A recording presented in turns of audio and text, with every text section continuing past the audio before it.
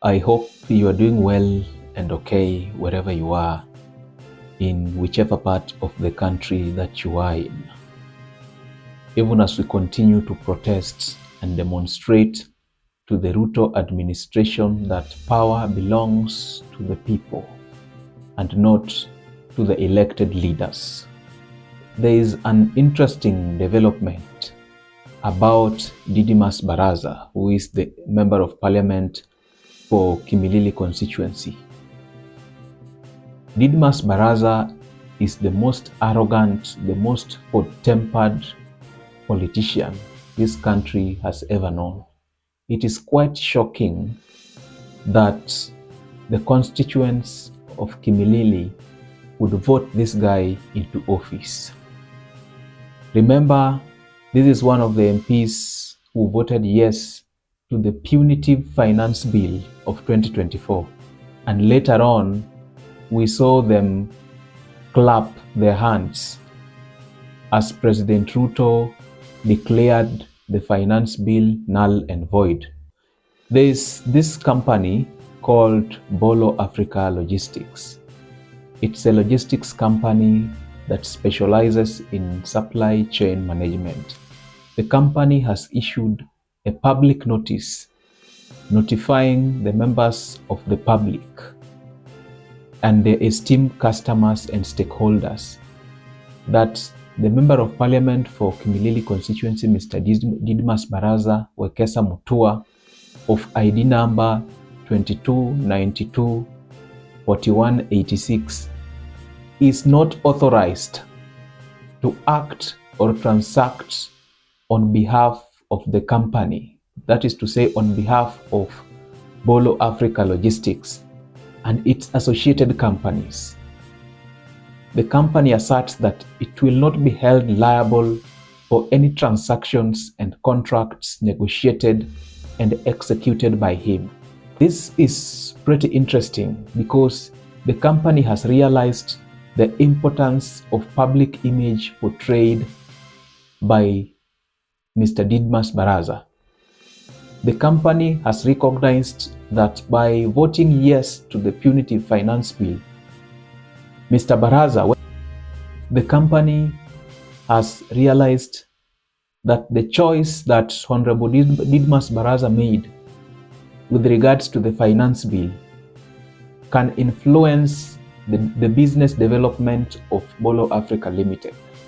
Protests are continuing to develop in many parts of the country as we speak. And Gen Zs are tired.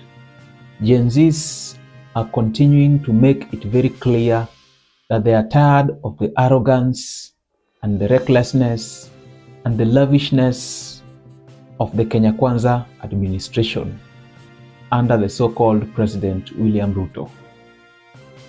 Kenyans in all spaces, particularly in Twitter, formerly X, Kenyans want these arrogant members of parliament, the likes of Didmus Baraza, the likes of Kimani Kuria, the likes of Silvana Sosoro, to just pack up and leave.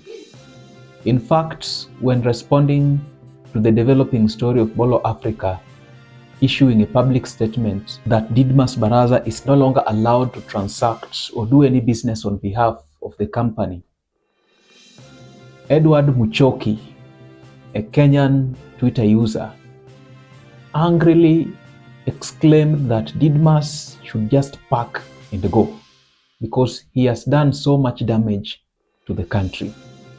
Another guy called Mango Juice alleged that Mr. Didmus had stolen a vehicle when the vehicle was on transit to Uganda, and I quote, aliiba gari huko ikiwa on transit to Uganda. Another guy called Jasigana also recounted that Mr. Baraza had fleeced Bolo to make his parliamentary debut. The other guy also said that kumbe huyu jamaa ni mduli chini ya maji.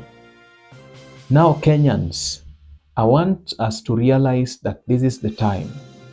This is the time to make all the difference. This is the time to shun away all the fear, because if we can't do it now, then there is no time that we are going to execute it. The best thing we can do as the Gen Zs is to register as voters. Our voices cannot be heard unless we vote. Our voices cannot be heard unless we register as voters and send these guys home. I know Kenyans are planning to visit them.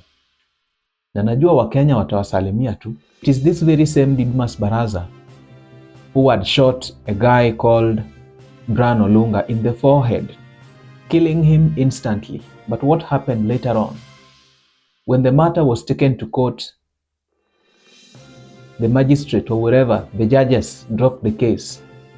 And the reason was because there was no sufficient evidence. Now imagine if it was you, a common mwananchi. Would you have been left just because the so-called evidence was not sufficient? Think about it. Let us know your opinions in the comment section below. Please like, subscribe, and hit the notification bell for more informative content.